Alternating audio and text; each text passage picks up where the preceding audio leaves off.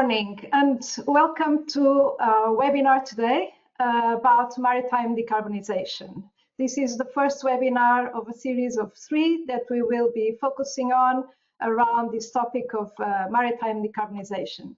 Today we will be looking at maritime decarbonization as a critical component of the global climate action agenda.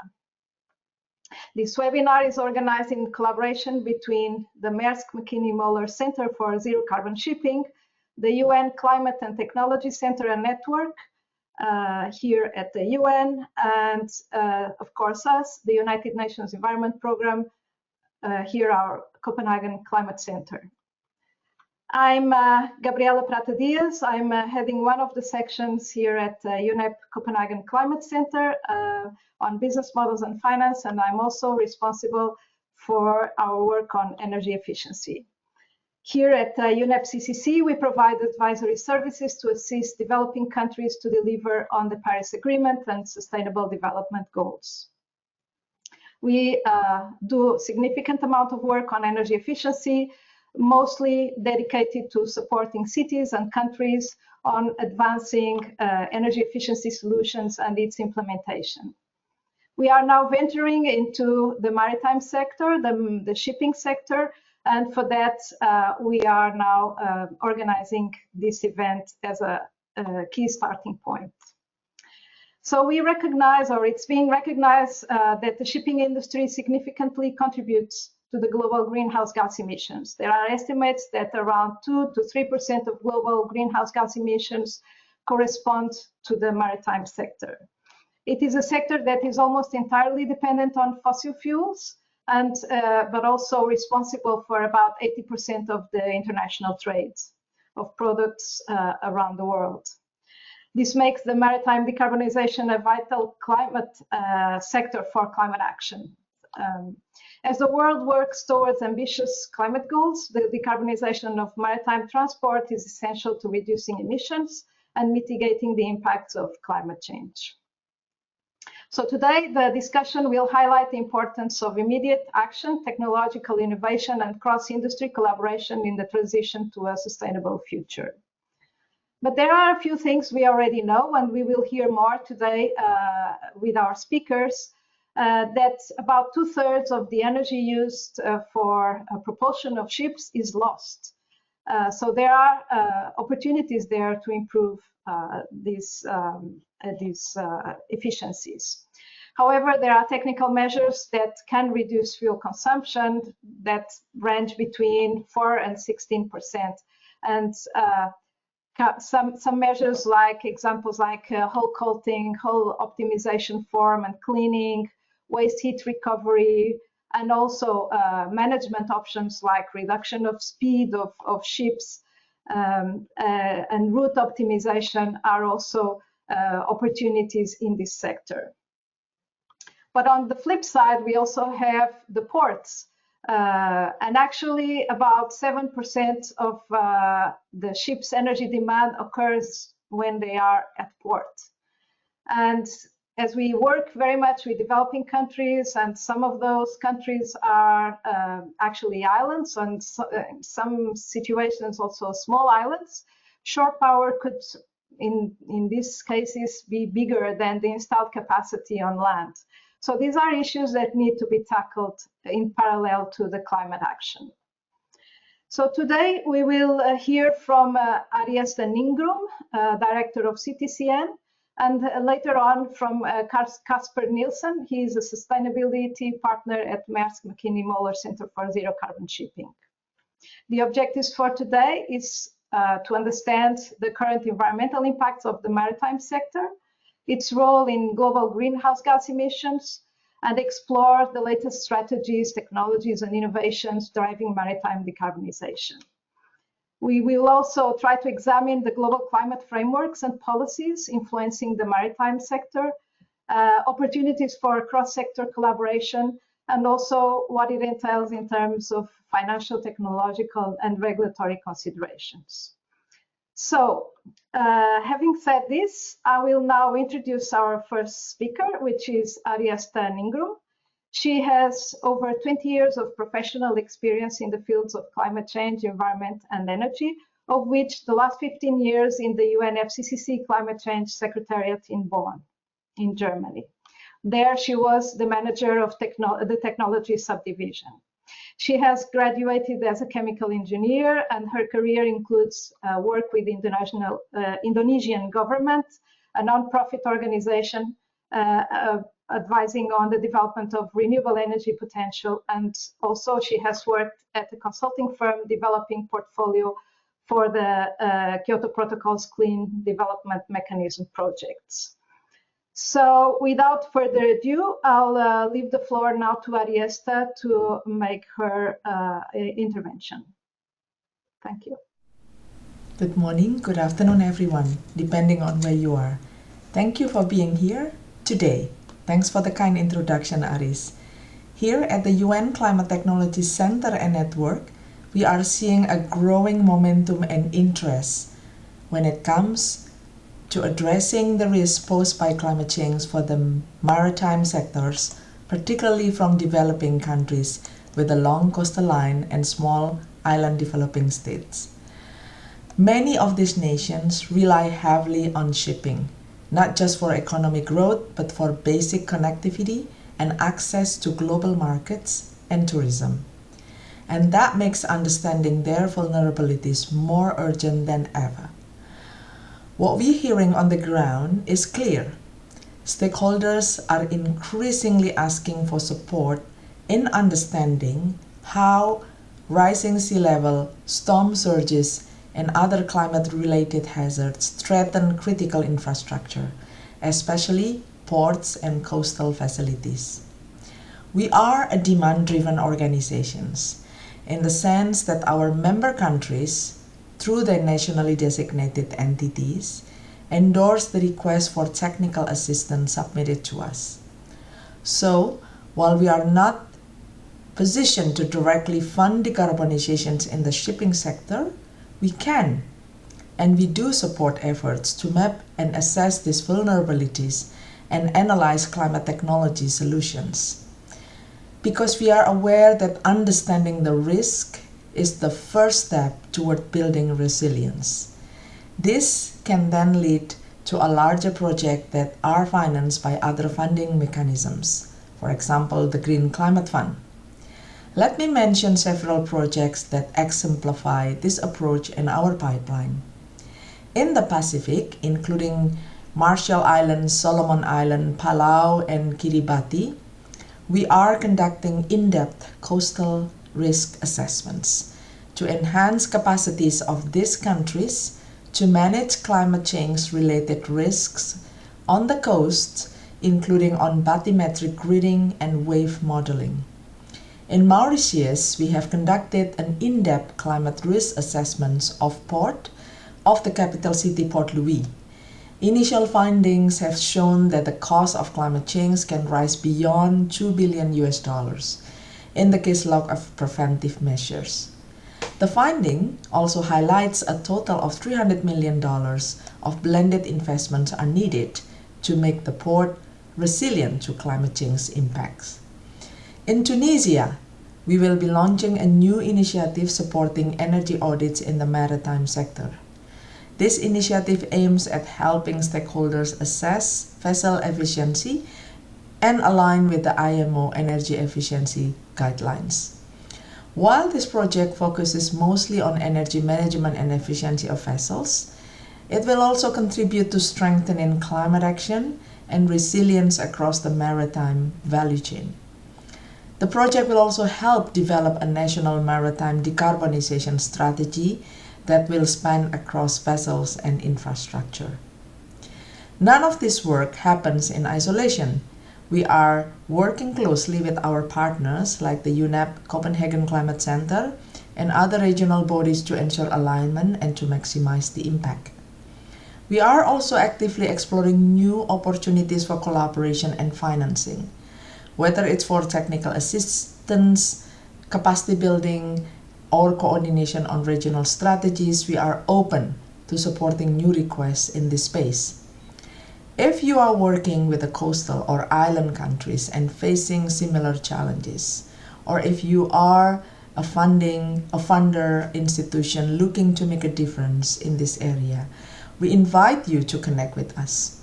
There's so much potential to scale up this work through the joint efforts. In closing, if you are interested in understanding vulnerabilities, enhancing coastal resilience, or in exploring targeted technical support in the maritime sector, we would love to hear from you. Let's work together to ensure that even the most vulnerable countries can navigate the storm and build a safer, more sustainable future for the coastal communities. I thank you. Thank you, Ariesta. Thanks for shedding light on the hazards, the opportunities, and the challenges that lie ahead in what concerns coastal areas, but also the opportunities around this sector. So I will now give the floor to Kasper Nielsen. He is, as I mentioned, part of the center's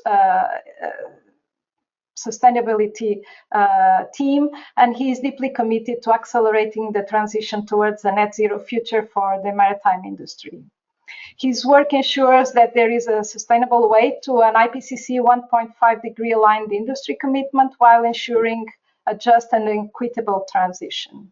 Amongst other roles, he was previously net zero lead for the engineering and consultancy firm WSP, and prior to that, he hosted a TV series on climate adaptation and mitigation, as well as he wrote a book about common climate myths.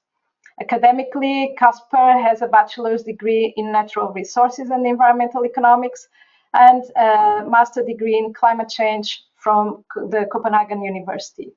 He focused on global climate impacts, mitigation efforts, and climate modeling. So without further ado, I will give the floor to Kasper to deep dive a bit even more on this topic. Thank you, Kasper. The floor is yours. Thanks a lot. Happy to take over here. And then I will share my screen so you can see my presentation as well. So yes, I am Kasper Nielsen, Sustainability Partner within the Mærsk Mc-Kinney Møller Center for Zero Carbon Shipping. And I'm here today to basically take you through this brief introduction to maritime decarbonization and why we see this as a critical component of the global climate action. But first of all, a bit of an agenda for today and what I will be talking about for the next 20 to 25 minutes. First of all, I will introduce the Center for Zero Carbon Shipping. What are we doing and what is our, so to say, business model? Then I will briefly dive into what is the global climate challenge, talk about why shipping and why we care so much about shipping.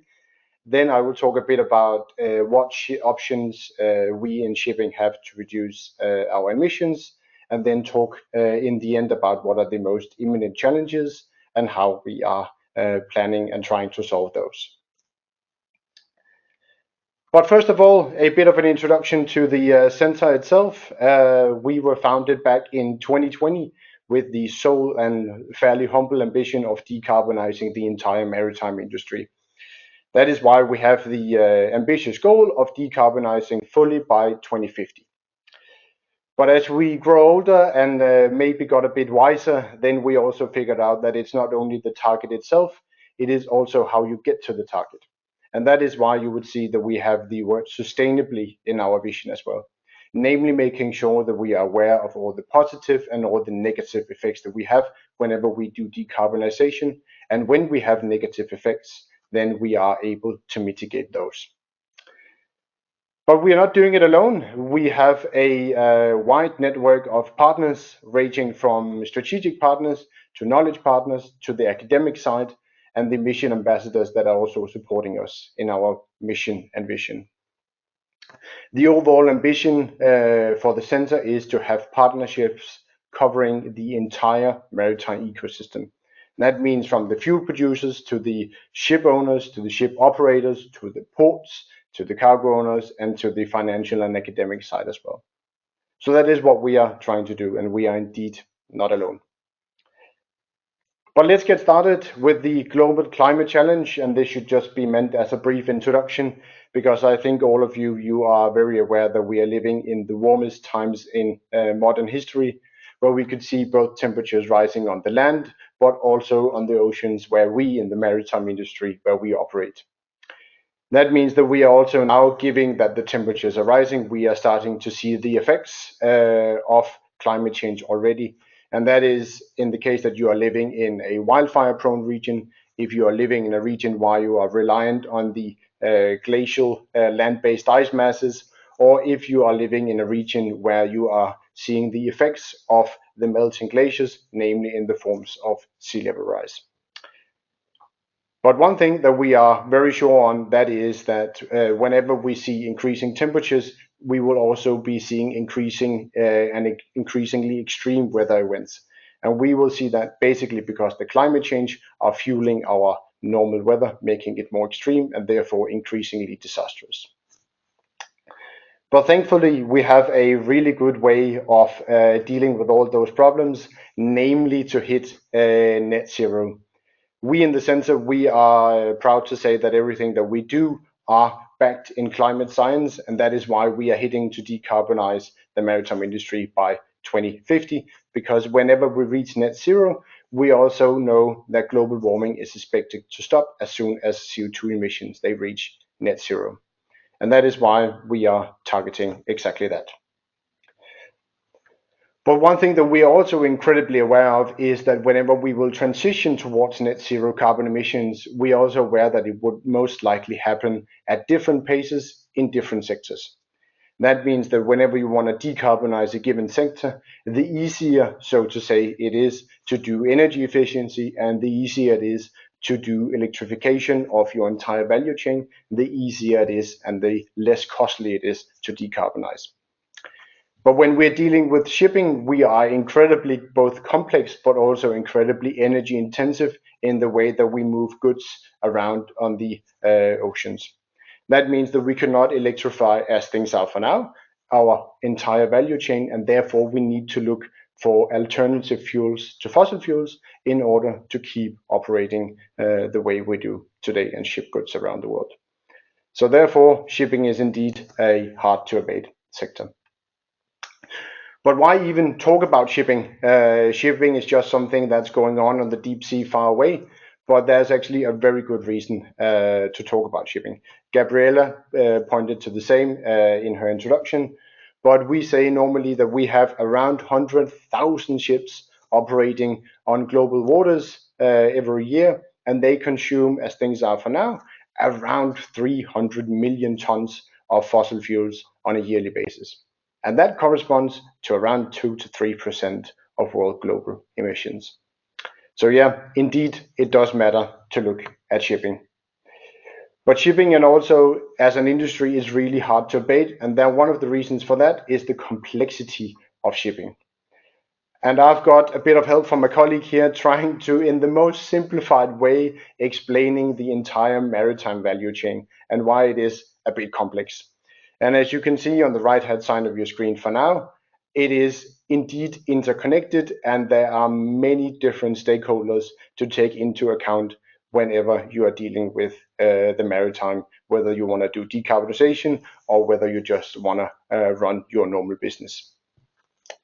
And since we are a very global industry operating on the oceans, it also very difficult to both govern emissions and incentivize the right things at the right places continuously. So if you are in the shipping industry and you want to decarbonize, you are facing many different hurdles. I've just selected to bring a few of those, namely due to the time we have. But one of the big things is the long asset lifetimes. Whenever you buy and own a ship, it will continue to operate for many, many, many years into the future. And when you know that you're going to move a different direction away from fossil fuels, what are the correct investment to make if you are in shipping? That is one of the reasons that it is complex. Further, we are also seeing a quite substantial price gap between the fossil fuels that we are, most of us, running on for now, and then the more alternative greener options that we want to move into the future.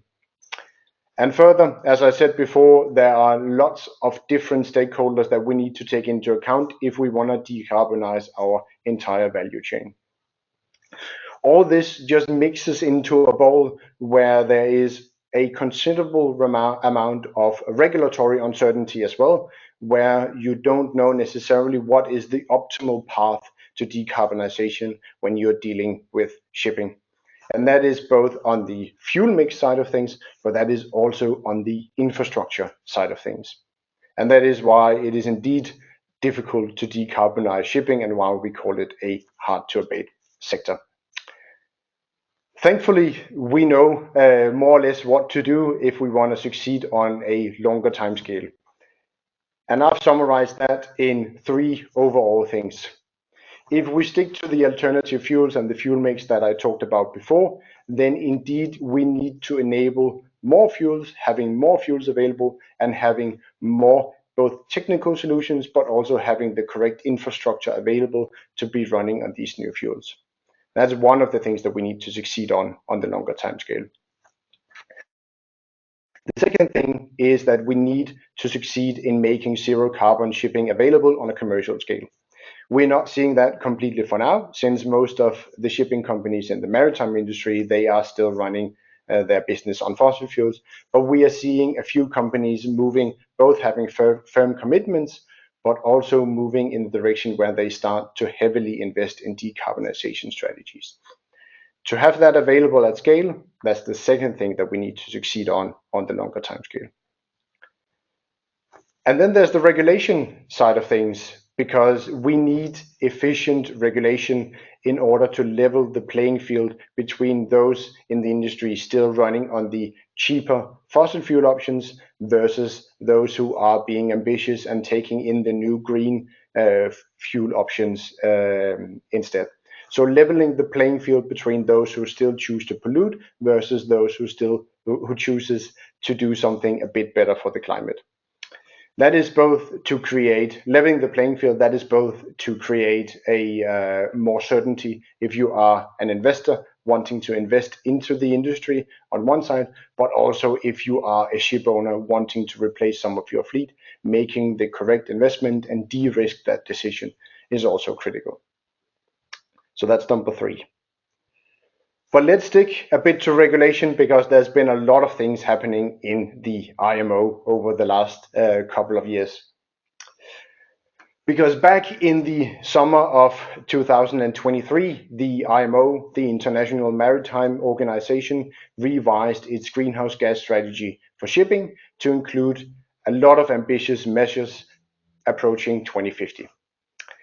I've summarized here on your screen what the center sees as the top 3 most important out of that greenhouse gas strategy. The first one being that the IMO is ambitious enough to target net zero in or around 2050 on a well-to-wake basis. And when they say well-to-wake basis, that means that you should consider the entire value chain of the given fuel whenever you are calculating the greenhouse gas intensity. That means that you take it from, you eventually dig it out of the ground or produce it elsewhere on land, transport it to the ports, get it from the ports onto a ship to eventually create some kind of propulsionary force. That is a well-to-wake, and that needs to be net zero in or around 2050. Further, they also in this greenhouse gas strategy, they see an uptake of zero or near zero greenhouse gas, both technologies and fuels, to increase dramatically. And they also see that the carbon intensity of the way we move goods on our oceans should also fall dramatically in 2030 compared to the baseline year of 2008. A bit like we are in the center, building a lot of the things that we do on climate science, the IMO is also incredibly aware that the climate responds to cumulative carbon emissions, and therefore we need to see reductions not only in intensity terms, but in absolute terms if we want to decarbonize the business. And therefore, they also have indicative checkpoints for absolute emission reductions. Those are the 2 latter ones in darker green on your screen now. And there they say around 20% reduction already in 2030, and they say around 70% reduction in 2040 compared to 2008. So that is indeed an ambitious strategy, and that was further refined in the week just before Easter in early April, where the IMO gathered again in London to discuss what we would like to call the framework, or what I would like to call the framework. In that framework, they set sort of the conditions for how the entire industry should be running, approaching the target set in the greenhouse gas strategy. And based on our analysis, that framework agreed just a few weeks ago can achieve significant reductions compared to the baseline year 2008, but with more to be done to meet the original strategy back from 2023. As you can see, the checkpoint already in 2030 is around 20% reductions, and then we are striving for around 70% reductions as the checkpoint in 2040, but not entirely hitting net zero in 2050, with the few around 8% emissions still being left in the industry. So that is indeed ambitious, and there's a lot to be done also in the early years if we want to achieve already 20% reduction in 2030. So let's zoom in a bit in terms of what do we need to see happen already in around 5 years' time from now on. Because we have both plotted on this graph the historical but also the projected emissions from international shipping going onwards to 2030. And we can see that if we are to achieve the IMO ambition of getting those 20% reduction in absolute terms, we need to see a reduction of around 250 megatons of CO2 equivalents already in 5 years. And just as a way of scaling it, now that Gabriela and I both are based in Denmark, that is equivalent to the 5 or 6 times the yearly emissions of a country like Denmark. So that is a lot of things that needs to happen over the next 5 years. But if we are to deliver, what can we then do? That is what the next section is about. And as we see it, we have basically 2 options, and we have to do both. Because if we are to achieve those 20% emission reductions in absolute terms, we need to do both energy efficiency, but we also need to scale up the availability of alternative fuels. Thankfully, in the center, we work with 4 distinct programs, where 2 of them are focusing on exactly that in achieving the 2030 goals. The first one is the program that you can see on the left-hand side here called Reduced Fleet Energy Demand. And that is what we in the center call energy efficiency.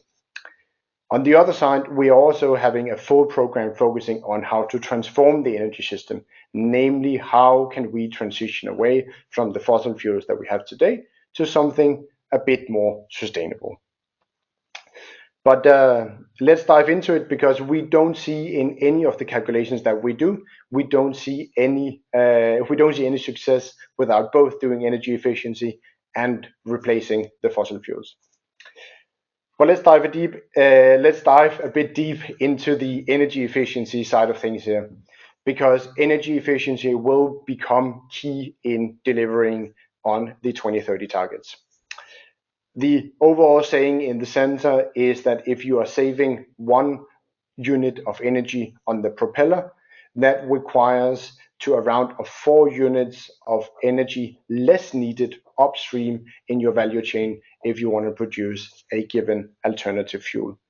So therefore, all the things that we can do on the ship, whether it's hull coating or different way of running the ship, weather routing, all those kind of things, that makes incredibly good sense, both in terms of saving energy, but also in terms of saving on the costs of running a ship. The overall saying is that if you invest $1 on onboard energy efficiency, you require around $10 less in onshore fuel production if you are to gain the exact same propulsionary force. So there's a lot of things to be done on energy efficiency. But as I said before, energy efficiency will not be all that will be required. So therefore, I will focus a bit on the fuel side of things as well. Because we in the center, we see the availability of sustainable fuels will be a key limitation to the transition of the maritime industry, especially on the shorter term over the next 10 to 15 years. I have plotted here on your screen a fully illustrative way of expected demand and expected supply of sustainable fuels. And as you can see, there is a substantial gap between what we think will be the demand versus what we think will be the fuel supply that will be available on a global scale. So there's a massive gap to be closed, especially on the shorter time scale here, approaching 2040. And that is why we in the center, we are looking at a variety of different fuel options to fill that gap. Because it is our belief that we will not have one fuel to rule them all, but we will have a variety of different fuels available different places on a global scale in order to deliver that decarbonization of the maritime industry that we are working against. For serving exactly that purpose, we have what we call the fuel pathway maturity map. In that case, that is because we see those multi-fuel future energy mix, but which fuel will be available and what are the main constraints, what are the main challenges, that is what the fuel pathway maturity map is exemplifying here.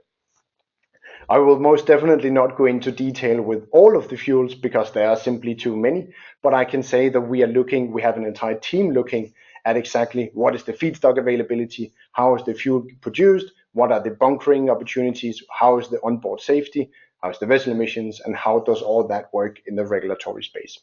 But that is what will come up in the coming sessions that we have in this series. So just to round things off, what are the most imminent challenges that we see and how are we in the center trying to solve exactly those? Because there are indeed challenges when you are dealing with a hard to abate sector, and that is also the case in shipping. Because we see three main overall things that we need to succeed on in order to decarbonize shipping. The first one is the lack of cross-value chain collaboration and alignment of incentive. That was what I referred to with that fairly messy graph trying to explain the complexity of shipping. Namely to say that it's not necessarily the case that all the stakeholders within the value chain agree perfectly on how to share the cost of a given decarbonization investment or how they should share the eventual benefits in case that you do a decarbonization investment. So that's one key challenge. Then the next one being, if we want to close the gap that I talked about before between the future fuel supply and the future possible fuel demand, there is a need to do long-term offtake commitments if we want to unlock the investment in the upstream fuel production of more sustainable fuels. That means that if we are a fuel producer that would like to produce something that's sustainable or way more sustainable than fossil fuel at least, then you need to make sure that there's someone willing to buy the product over longer timescales, that being 10 or 15 years if you want to make the investment, and de-risking all that is indeed something that we should look into. And further elaborating a bit on this, on the possible disconnect between supply, infrastructure and demand in early years of transition, that is indeed also something that we should look into. Namely being said that it's not necessarily the case that the optimal places of producing the given alternative fuels will be the same places as those fuels eventually will be consumed. So therefore, trying to connect supply, infrastructure and demand is also a key challenge for shipping to address. And thankfully, we in the center, we are looking into exactly that. If we start with the first one, we in the center, we are trying to connect many players from the full value chain through our projects to ensure both alignment but also engagement across. We have many initiatives working into exactly that I'll be happy to share after this session. Further, the need to support long-term offtake agreements is something that could be supported with firm regulation. So that is something that we are working against as well. We could see it in the IMO just before Easter, but we are having a variety of things that we do in this spectrum as well, both on the energy, on the overall framework, but also on the fuel side of things. And then the last thing, obviously trying to connect supply infrastructure and demand in the early years is something that we look into as well. All those trying to couple the geographical element of supply and demand is something that we are trying to do through our book and claim initiative called Catalyst, but also through our many green corridor projects that we have across the world. Basically, just to mention a few of those, we are doing a lot of work in Chile and Namibia and Philippines at the moment, basically to say that the renewable energy potential in developing countries are really high, and therefore how can we try to connect the dots if we want to succeed in decarbonizing the maritime industry. But that was what I chose to bring to you today. In case that you have any questions, then please don't hesitate to reach out, either on my email that you can see on the screen for now, or during the QR code, which I think should lead to my LinkedIn profile as well. So flick me a message and I'll be more than happy to answer all of your questions on that platform as well. But I think we're heading into a bit of a Q&A now. So thanks a lot for listening. Thank you.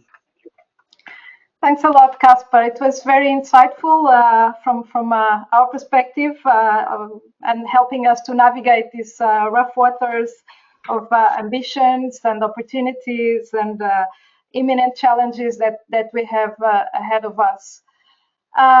As you rightly said, we will now enter our Q&A part of the webinar. So I've seen that there are some questions already arriving into our chat box, but I'll probably start with a question from our end. So here in UNEP, we focus very much on supporting, as you know, developing countries and emerging economies that want to accelerate climate action. So we try to support these countries in developing that. So if you were in our shoes and if you were to advise these countries about what type of policy measures they should focus on for targeting their shipping industry and maritime sector, what would you suggest they start with? So where we often get this question, well, we really want to do something, start doing something, but we don't really know where to start. Can you give us some guidance what we should advise these governments about this area? Thank you. Yeah, happy to. I think actually I will start with the last point that I made, namely focusing on the green corridor side of things, namely to connect the dots between the eventual supply of alternative fuels and the eventual demand of alternative fuels, trying to connect the dots and be ready, because we see when we look at the global renewable energy potential maps, we can see that a lot of the renewable energy potential is actually not the place where you and I, Gabriela, are sitting in Denmark, but are places where countries are developing rapidly for now. So getting ready to these possible green corridors, getting ready for those investments, and getting ready to harvest all the many benefits there will be, also on a more, let's say, broader sustainability part of things, because there are so many benefits to harvest on a local and social development side of things. So basically just being ready and be ready to incentivize this as well. And that is what we're seeing with the things doing in Chile and the things in Namibia as well, where basically there are a lot of benefits to follow in that case. So that is what I would do, at least. Yeah, so policy development, technology advice, and business models probably as well, right? 100%. And then make sure that when you have so much renewable energy potential, then make sure that that transition that there will come, let it be primarily benefiting those who are in the given country. namely local workers, or that thing upskilling the entire population based on this will be a key thing to this. So basically, everyone benefits of having that green shipping corridor. That would be my key message. Well, with benefits for other economic sectors as well, including, so use the opportunity as well. 100%. We have now coming in other questions, some a bit more specific. So I'll start referring to those. The first one is around IMO framework regulations. So in addition to the IMO framework regulations, have any countries established national policies or initiatives aimed at promoting the decarbonization of the maritime sector? Can you provide some examples and how IMO member states are implementing these IMO regulations? Can you shed some light on this? Happy to. I think in terms of how the member states are looking into this, I would rather save it for the follow-up session that will be with Joe, which is our policy nerd. So I would rather let him answer the question than me. But one of the things that I could say that when you deal with shipping as such, it's incredibly complex, at least to me personally, because you would have the international shipping that would be regulated under the IMO. But if you're looking at a country level, then that will be handled on the domestic level. And in that case, the ships operating within a country will be, those emissions for those countries will be handled under the domestic climate ambitions of the country.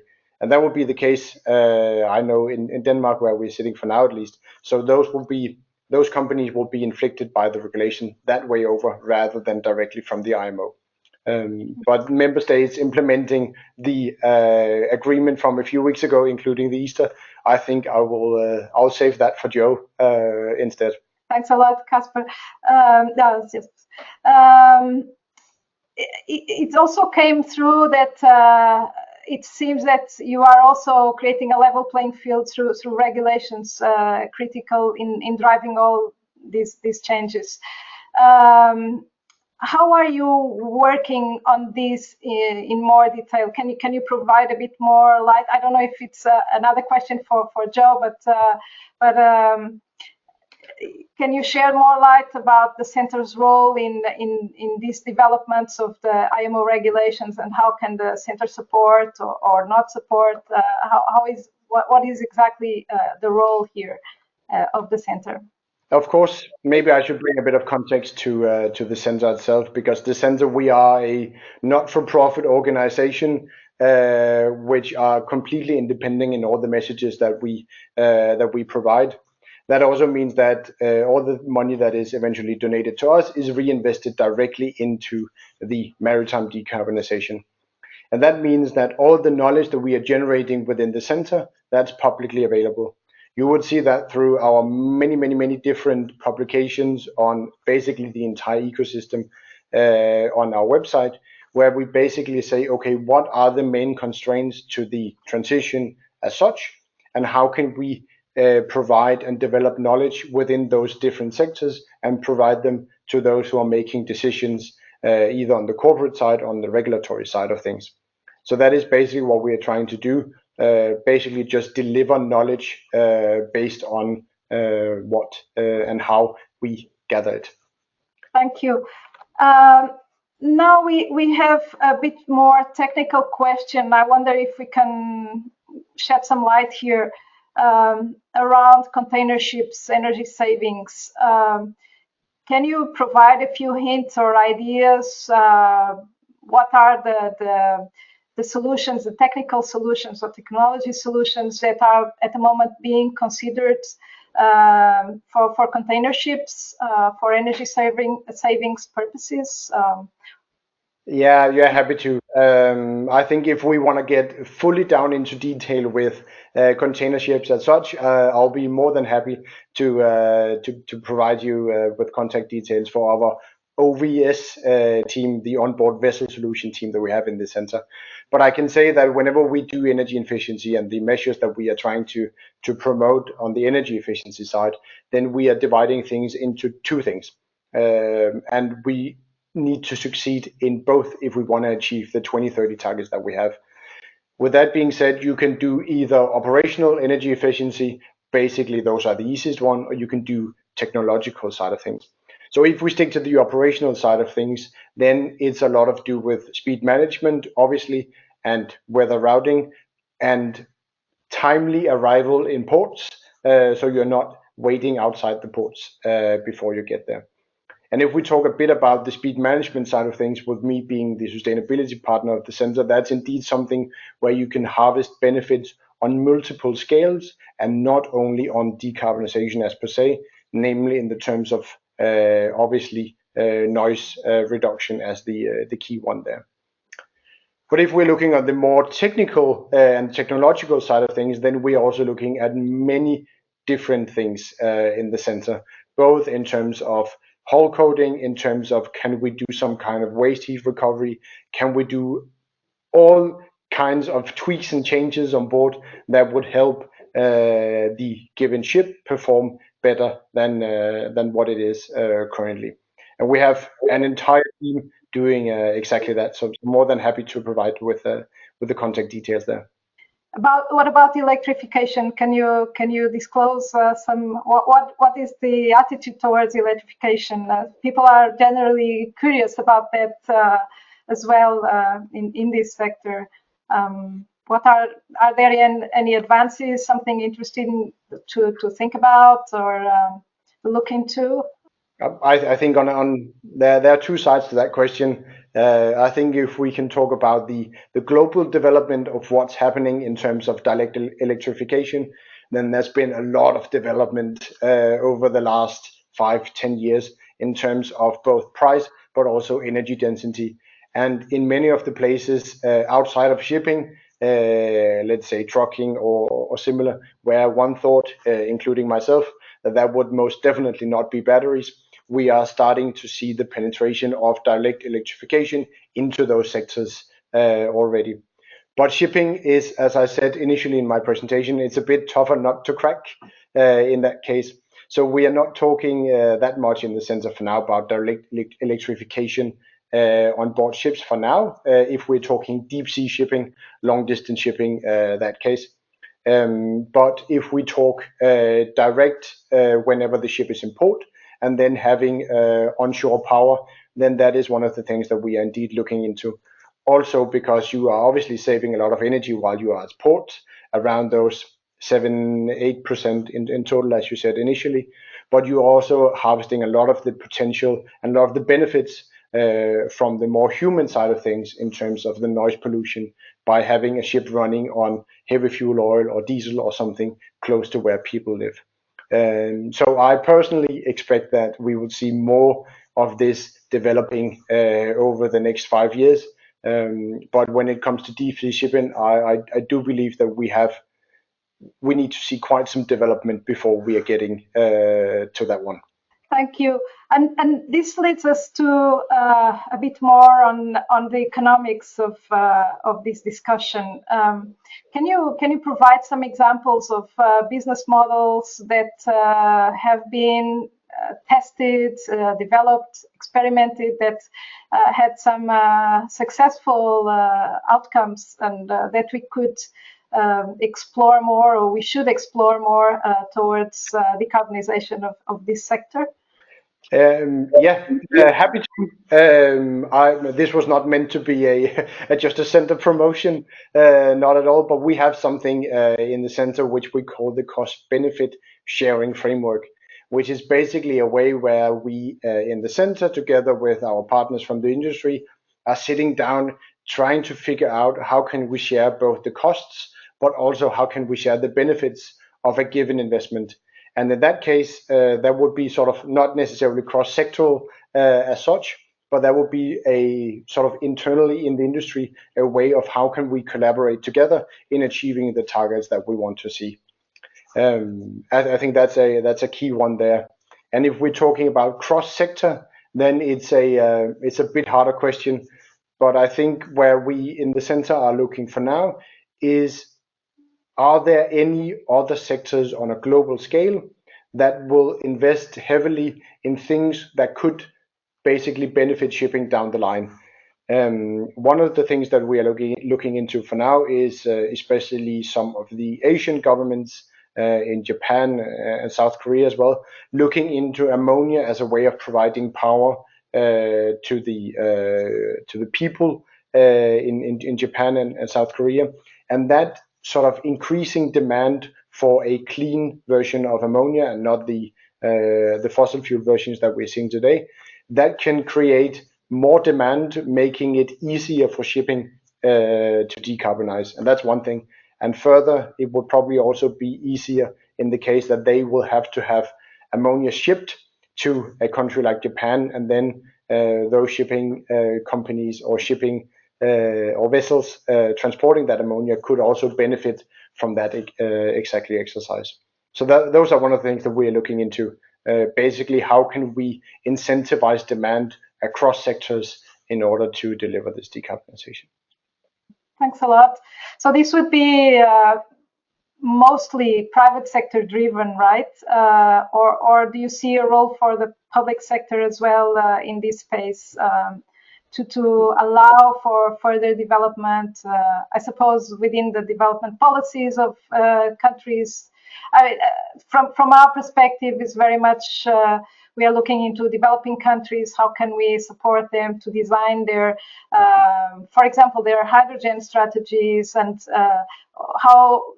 how can we spill over the benefits of designing these strategies to other sectors, and not only the shipping sector or selling a product abroad, but what are the spillovers, these cross-sectoral collaborations? It's important also in the developing world context as as Yeah, 100%. Just to finalize, this would be the last question. I definitely don't think that everything will be driven only in the corporate side of the industry. Not at all. The example that I mentioned before on Chinese and South Korean, that's on the governmental level, basically making a strategy that if we are to provide energy, then we could do that on a greener version of ammonia, and therefore incentivizing that. When it comes to developing countries and investing in hydrogen as such, then we know that hydrogen will be used as that energy intensive, or that could be energy intensive way of replacing fossil fuels. That being the case in shipping, of course, but we also have issues elsewhere where we're dealing with aviation, whether we are dealing with steel production as per se, then indeed investing in having clean hydrogen plants will be a massive benefit, both from a countryside, but also having the spillover effects across the sectors operating within that given country. So that's definitely one of the things that we are seeing. Yeah. Thanks a lot, Kasper. It was great talking to you, and thanks for your availability and for sharing the experiences of the center. It's really interesting to hear about what you're doing and what are the opportunities and challenges that you see around this topic. A lot to be done, as you mentioned, and aggressive targets to be achieved. So with this, I would like to end this Q&A session, and thank again to you, Kasper, and also to Ariesta Ningrum from CTCN to be able to be here today and sharing your experiences and your work, and tease the audience for the next webinar. We will have, as I mentioned in the beginning, 3 webinars dedicated to this topic. The first one just finishes now, but we will have an upcoming one around debunking common myths around decarbonization in the shipping industry. So please look out for our communication around the next webinar and register, and we will look forward to seeing you in our next session. So with that, thanks again to the audience, to the speakers, and we see you soon. Thank you. Cheers.